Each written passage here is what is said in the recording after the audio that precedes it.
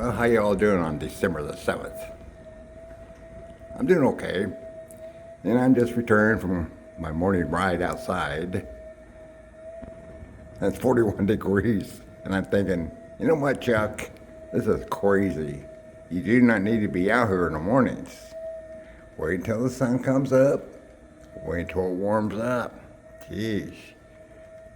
Well, what a lot of you people don't understand is this. I'll wait till I get under the light. Here we go.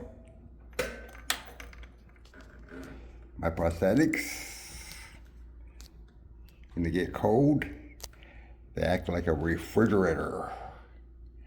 My blood is circulating through them, and no matter what, I'm cold.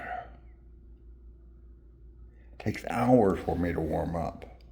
Usually I take them off, jump in my bed, turn my electric blanket on high, and thaw out.